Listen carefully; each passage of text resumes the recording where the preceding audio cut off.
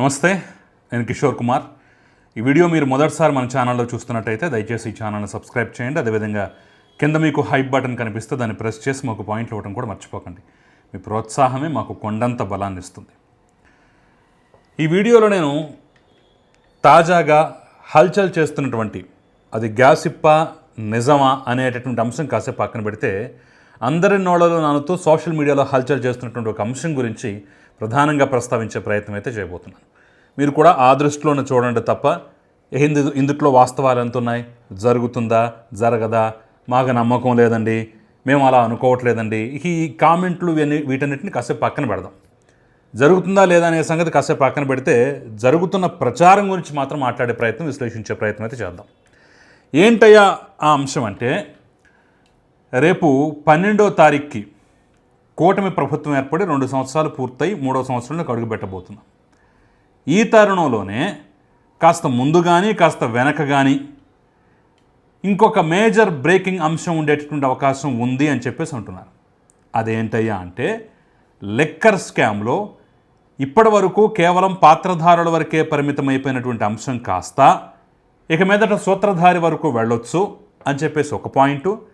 రేపో మాపో దర్యాప్తు సంస్థలైనటువంటి సిట్, ఆంధ్రప్రదేశ్ ప్రభుత్వం ఏర్పాటు చేసినటువంటి స్పెషల్ ఇన్వెస్టిగేషన్ టీం, అదేవిధంగా కేంద్ర సంస్థ అయినటువంటి ఎన్ఫోర్స్మెంట్ డైరెక్టరేట్ ఈడీ, ఈ 2 సంస్థల్లో ఏదో ఒక సంస్థ ఖచ్చితంగా జగన్మోహన్ రెడ్డికి లిక్కర్ స్కామ్కు సంబంధించి, లిక్కర్ కేసుకు సంబంధించి నోటీసులు జారీ చేసేటటువంటి అవకాశం, విచారణకు పిలిపించేటటువంటి అవకాశం ఉన్నది అని చెప్పేసి అయితే చాలా స్పష్టంగా చెప్తున్నారు. వాళ్ళు స్పష్టంగా చెప్పడం మాట అటు ఉంచితే, ఈ మాట వినగానే చాలామందికి మాకు నమ్మకం లేదండి, మేము అట్లా అనుకోవట్లేదండి, అబ్బాయి వీళ్ళ ఇచ్చేదనేటటువంటి కామెంట్లు అయితే వస్తాయి. నేను కాదంటలేదు, మీ అపనమ్మకాలు మీకు ఉండొచ్చు, జరుగుతున్న పరిణామాలు, సాగుతున్నటువంటి తీరు చూస్తుంటే మీరు ఎన్ని కామెంట్లనే చేయొచ్చు. అయితే ఇప్పుడు హల్చల్ చేస్తున్నటువంటి వార్తా కథనంలో ఉన్నటువంటి సారాంశం ఏంటయ్యా అంటే, వాడు చెప్తున్నటువంటి కారణాలు ఏంటయ్యా అంటే కొంత ఇంట్రెస్టింగ్గా ఉన్నాయి. దీన్ని బేస్ చేసుకుని ఇస్తారా లేదనేది అయితే నాకు తెలియదు, కానీ కొంత ఇంట్రెస్టింగ్గా ఉన్నాయి. అదేంటయ్యా అంటే, దర్యాప్తు సంస్థ యొక్క దర్యాప్తులు అనేవి ఒక కీలక స్టేజ్కు చేరుకున్నాయి. ఎక్కడి వరకు అంటే, ఇప్పటి వరకు రాజకేశ్ రెడ్డి, కృష్ణమోహన్ రెడ్డి, ధనుంజయ రెడ్డి, చెవిరెడ్డి భాస్కర్ రెడ్డి, గోవిందప్ప బాలాజీ, ఇంకా ప్రణయ్ ప్రకాష్, వాళ్ళు వీళ్ళు ఇంతవరకే ఉన్నటువంటి పరిస్థితుల నుంచి జగన్మోహన్ రెడ్డి కోటరీ వరకు వెళ్ళినటువంటి దాఖలాలు అయితే కనిపిస్తున్నాయట.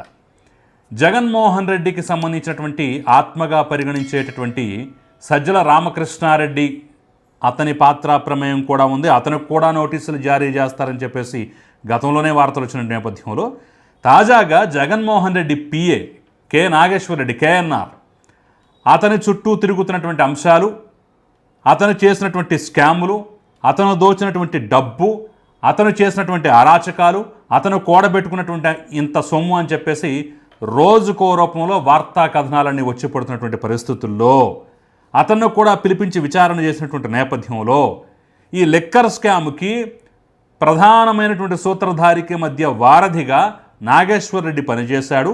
నాగేశ్వర్ రెడ్డిని కూడా విచారించిన నేపథ్యంలో ఇక ఫైనల్ సూత్రధారి, పాత్రధారి అయినటువంటి జగన్ వరకు వెడతారు, జగన్కు నోటీసులు అందిస్తారు అనేటటువంటి అంశం అయితే ఇప్పుడు ఇంట్రెస్టింగ్గా ఉన్నటువంటి పాయింట్.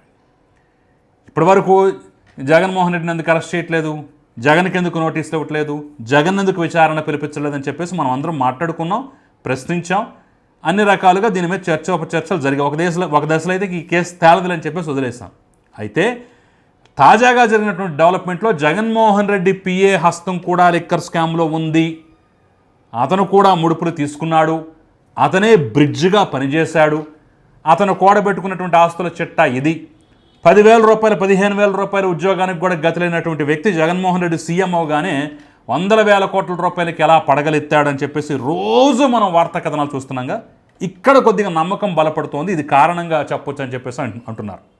సో ఒక్కసారి మనం కొంచెం లోపలికి వెళ్ళి అసలు ఈ కేఎన్ఆర్ మీద వచ్చినటువంటి ఆరోపణలు ఏంటో ఒక్కసారి చూసినట్టయితే, అతని పనితీరు, చేతివాటం ఎలా ఉందో చూసినట్టయితే మనకు కూడా నమ్మక తప్పినటువంటి అంశాలు బయటపడతాయి. సో ఈ లిక్కర్ ముఠాకు సంబంధించి నేను చెప్పినట్టుగా చెవిరెడ్డి భాస్కర్ రెడ్డితో సంబంధాలు కానివ్వండి, కిక్ బ్యాక్స్లో లంచాలు సేకరించి రాజకీయ వర్గాలకు చేర్చడంలో కానివ్వండి, ఇతను మధ్యవర్తిగా పనిచేశాడనే ఆరోపణలు మొదటి నుంచి ఉన్నాయి.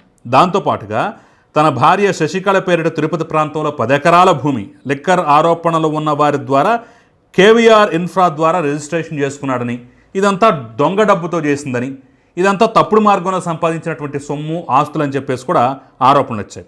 దాంతోపాటుగా ఆయన భార్య బ్యాంకు ఖాతాలో సుమారు 19.85 కోట్ల రూపాయల డిపాజిట్లు ఇది 2019-24 మధ్య ఉన్నాయట.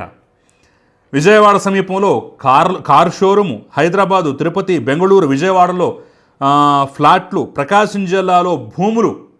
ఇక్కడ ఈ లిక్కర్ స్కామ్లో పాత్రధారైనటువంటి చెవిరెడ్డి భాస్కర్ రెడ్డికి ఇక్కడ లింక్ అంటే ఈ భూముల దగ్గరే కనపడుతోంది. సో ఆ లిక్కర్ స్కామ్లో ఉన్నటువంటి ప్రకాశం జిల్లాలో భూములు వంటి ఆస్తులు లిక్కర్ స్కామ్ డబ్బులతోనే, ఆ లంచాలతోనే కొన్నారు అనేటటువంటి ఆరోపణలు అయితే ప్రధానంగా వినిపిస్తున్నాయి. అంటే ఇతని మీద ఇంకా ఉన్నా కానీ ప్రధానంగా వినిపిస్తున్నటువంటి ఆరోపణలు ఏంటంటే భార్య పేరు మీద ఉన్నటువంటి 10 ఎకరాల భూమి, బ్యాంకులో కోట్ల రూపాయల డిపాజిట్లు, విజయవాడలో కార్ల షోరూము, హైదరాబాద్, తిరుపతి, బెంగళూరు, విజయవాడలో ఫ్లాట్లంట, దాంతోపాటుగా ప్రకాశం జిల్లాలో భూములు. ఇవంతా ఎట్లొచ్చాయి 10-15 వేల జీతగాడికి? ఇవంతా ఎట్లొచ్చాయి నెల జీతానికి బంద్ చేసేటటువంటి వాడికి? పోనీ జగన్మోహన్ రెడ్డి పిఏ అవగానే, సీఎం అవగానే 1 లక్ష 2 లక్షలు ఇచ్చాడు అనుకుందాం నెలకి జీతం. ఆ 1 లక్ష 2 లక్షలతో కార్ల షోరూమ్ తీసుకునేంత, భార్య పేరు మీద 10 ఎకరాల భూమి కొనేంత, దాంతోపాటుగా 100 కోట్ల రూపాయల వరకు డిపాజిట్లు పెట్టేంతగా, ఇంకా తవ్వితే బోలెడు అంశాలు కూడా బయటకు వచ్చాయి కదా. అంత ఉంటుంది ఆ వ్యవహారం.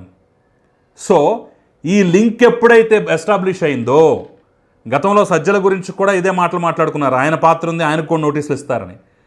అనూహ్యంగా కేఎన్ఆర్ పేరు బయటికి రావటం, కేఎన్ఆర్ ఇంత పనులు చేశాడు, ఇంత దోచుకున్నాడు, దాని వెనక కారణం పాపిస్టి డబ్బే, లెక్కర డబ్బే అని చెప్పేసి చెప్తున్నటువంటి క్రమంలో ఇక రేపో మాపో ఈ అంశం మీద జగన్కు కూడా ఈడీ నోటీసులు ఇచ్చుద్దని, ఒకవేళ సిట్టు కూడా ఇచ్చే ఆస్కారం ఉందని చెప్పేసి అయితే రకరకాల అంశాలు అయితే వస్తున్నాయి.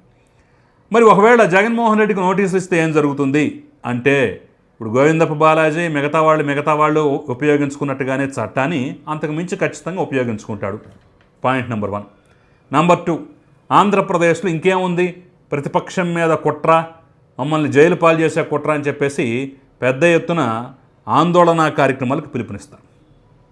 ఇప్పుడు we stand with KNR, we stand with Bolla Brahmanaidu, ఆఖరికి పోలీసులే ప్రెస్ మీట్ పెట్టి సాక్ష్యాలు ఆధారాలు దొరికి ఆయన 4-5 రాష్ట్రాలు తిరిగి ఎక్కడో తమిళనాడులో పట్టుబడ్డటువంటి వ్యక్తి గురించే కడిగిన ముత్యం బొల్లా బ్రహ్మనాయుడు ఇతను అన్యాయంగా అరెస్ట్ చేశారని చెప్పేసి ఆరోపణ చేస్తున్నటువంటి నేపథ్యంలో మరి జగన్మోహన్ రెడ్డికి నోటీసులు ఇస్తే మాత్రం అంతకన్నా ఎక్కువ చేస్తారు. అఫ్కోర్స్ నేను 2027లో ఎలాగో పాదయాత్ర చేస్తాను అంటున్నాడు కాబట్టి మరి ఆలోగా గ్రౌండ్ ప్రిపేర్ చేసుకోవడానికి కూడా ఈ అంశం ఉపయోగపడుద్ది. భావోద్వేగాలు రెచ్చగొట్టడానికి కూడా ఈ అంశం ఉపయోగపడుద్ది. ఆంధ్రప్రదేశ్లో పీక్ స్టేజ్లో భావోద్వేగాలను తీసుకెళ్ళి రాజకీయ వేడి పుట్టించడానికి కూడా ఈ అంశం ఖచ్చితంగా ఉపయోగపడుతుంది. ఖచ్చితంగా దీన్ని వాడుకునేటటువంటి ప్రయత్నం అయితే చేస్తారు. ఒకవేళ నోటీసుల వరకు ఇచ్చి విచారణ వరకు పరిమితం అయిపోయి అరెస్టు వరకు వెళ్ళలేదంటే, చూసారా వాళ్ళు ఎన్ని కుట్రలు చేసినా సరైన సాక్ష్యాల ఆధారాలు లేవు కాబట్టి వాళ్ళు మమ్మల్ని అరెస్ట్ చేసే ప్రయత్నం కూడా చేయలేదు, ఈ ప్రభుత్వానికి మమ్మల్ని అరెస్ట్ చేసే దమ్ము కూడా లేదని చెప్పేసి మరో రకంగా ఎస్టాబ్లిష్ చేసుకునే ప్రయత్నం చేస్తారు. సో 2 వైపులా కత్తికి పదునుంది అన్నట్టుగా, ఒకవేళ అరెస్టు వరకు వెళితే ఒక స్క్రిప్టు, ఒక అంశం, ఒక వ్యవహారం, ఒక గొడవ, ఒక గందరగోళం. ఒకవేళ అరెస్టు వరకు వెళ్ళకపోతే ఇంకో అంశం, ఇంకో కథ, ఇంకో వ్యవహారం అయితే ఖచ్చితంగా జరుగుతుంది. సో రేపటి రోజున రాజకీయంగా హీట్ కలిగించేటటువంటి అంశాలు, రాజకీయ ఒక్కపోతకి కారణమయ్యేటటువంటి అంశాలు అయితే తొందరలో రాబోతున్నాయి అనే మాట అయితే వాస్తవంగా కనిపిస్తున్నటువంటి చిత్రం. మరి ఈ వార్తలో ఉన్నటువంటి జగన్మోహన్ రెడ్డికి నోటీసులు ఇస్తారు అనేటటువంటి అంశం ఎంతవరకు నిజమవుతుంది, ఏం జరగబోతుంది అనేది తెలియాలి అంటే మనం కొంతకాలం వరకు వెయిట్ చేయక తప్పదు. సో తొందరలోనే ఖచ్చితంగా ఈ వార్త నిజమా అబద్ధం అనేది కూడా తెలిసిపోయేటటువంటి ఛాన్స్ అయితే చాలా స్పష్టంగా ఉంది. మరి ఈ అంశం పట్ల మీరేమనుకుంటున్నారు, మీ అభిప్రాయం ఏంటి? ఖచ్చితంగా కమెంట్ చేయండి. Thank you very much.